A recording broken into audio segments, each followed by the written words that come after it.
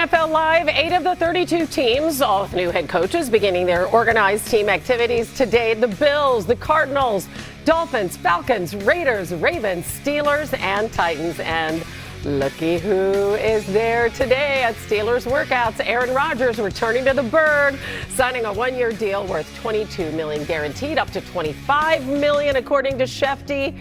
Future Hall of Famer competing in his 22nd season, reuniting with his head coach Mike McCarthy. They won a Super Bowl together in Green Bay, as you know.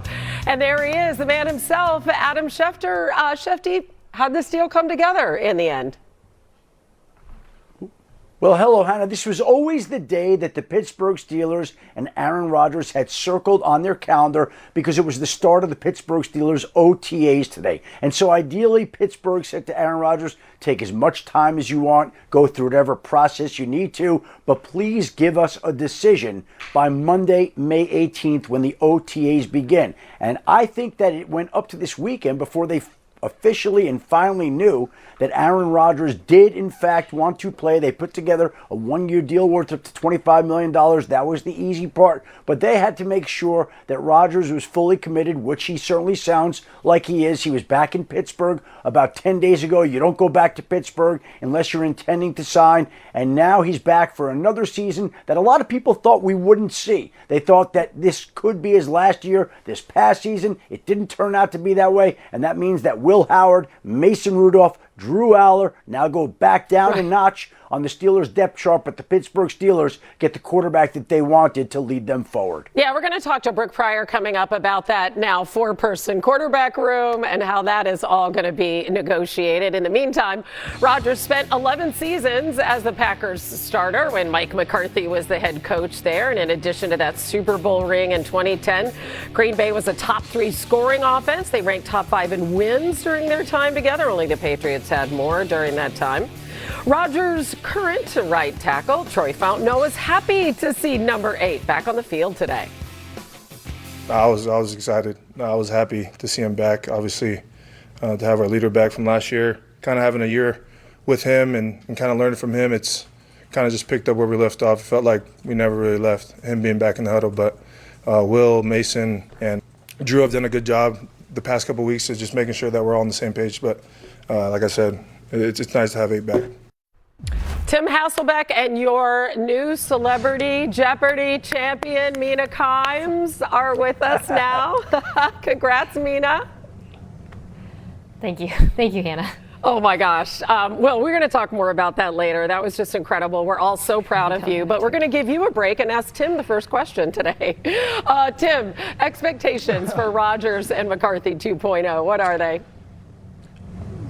Well, listen, I think Aaron will play well. I think I'm a little surprised that this is the direction that Pittsburgh is going. Now, it's not in that it happened. I mean, it was, as Adam, said, it was kind of circled on the calendar and the expectation. But look, this is Mike McCarthy's dream job. And, to think that, he's going to go into year one with a quarterback that's, will be 43 years old, in a little bit, that, there's a good chance he's rebooting at the quarterback position a year from now. And so, I'm surprised for that reason, but I'm not surprised in the sense that I do think that it'll give them their best chance for solid starting quarterback play.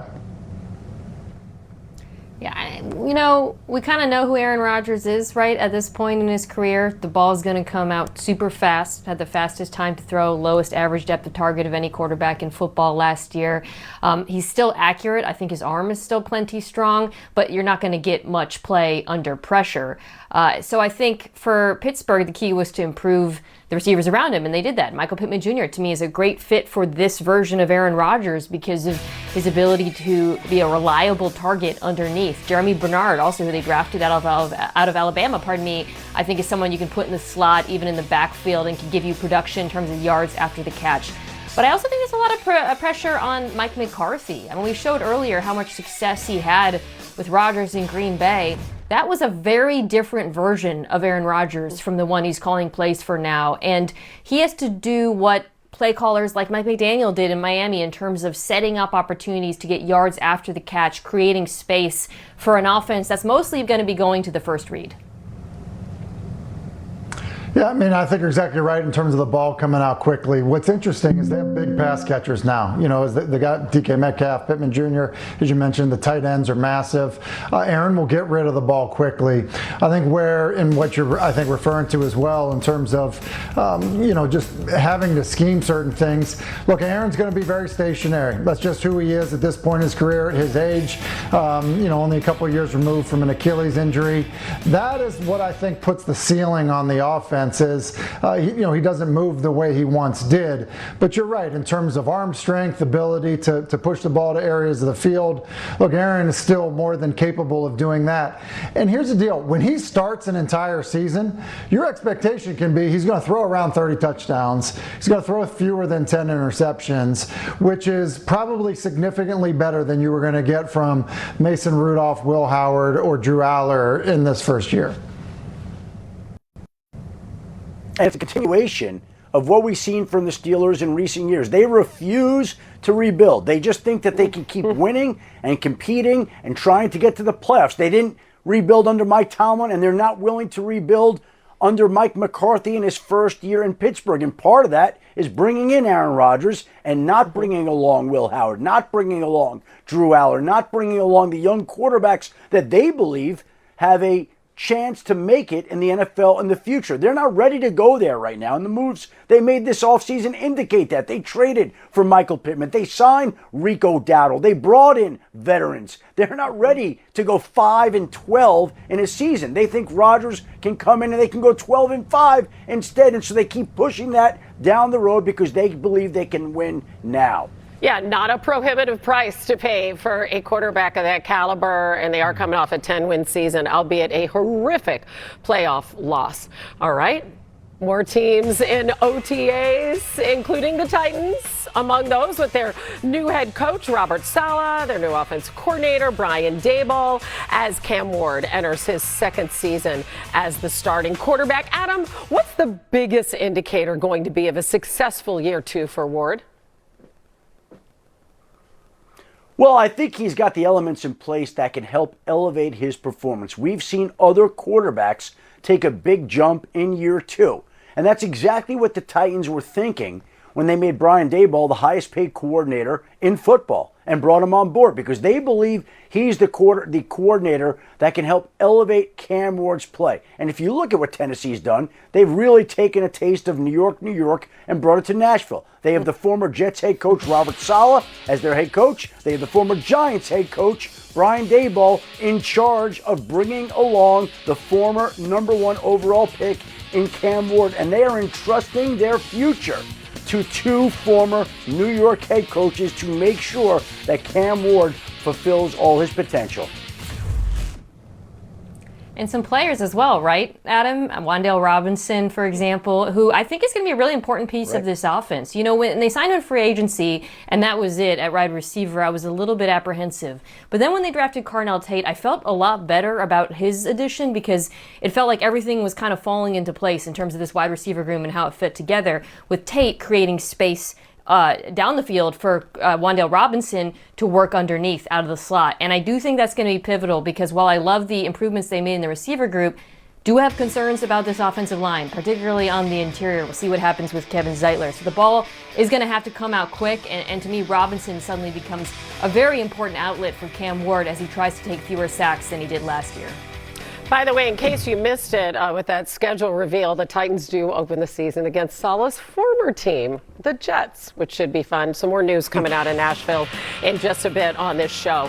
Falcons also in OTAs today. Kevin Stefanski is their new head coach. Tommy Rees is their offensive coordinator.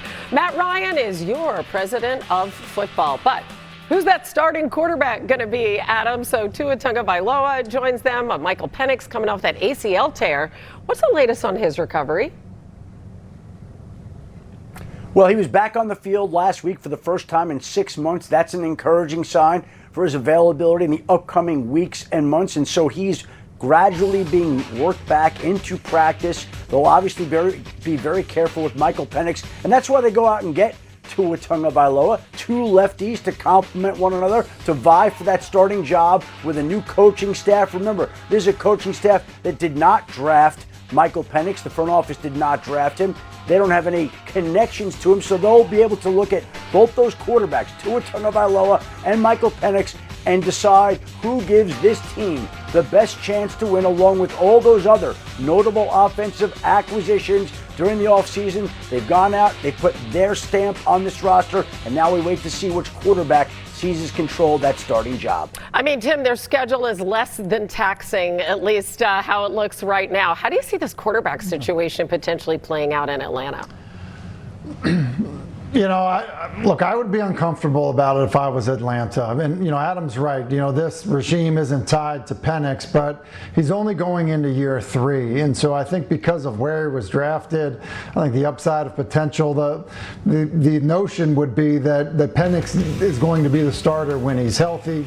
Then you look at Tua's deal. Tua's deal wasn't such that it was true competition for a guy that was a first-round pick, but at the same time, he's only a few years removed from, leading the league in passing in terms of yards. And so then you look at that, and then you look at Tua, and you say he's only started an entire season one time in his career because his injuries, have been many. So, look, I think it's a very concerning situation, and I think if you're Kevin Stefanski, who really had a pretty good team outside of the quarterback play in Cleveland, you have to be thinking, look, I need to do everything in my power to not have a scenario like that happen again, because the talent around the quarterback in Atlanta is outstanding. They just need to get consistent, good quarterback play, and unfortunately they have 2 guys that just haven't been able to stay healthy. Yeah, I mean, it's concerning, and it has been concerning, unfortunately, for this team that has the second easiest schedule this season. All right, guys, we are just getting started on NFL Live. How about the Rams all in on another Super Bowl push, but could they have a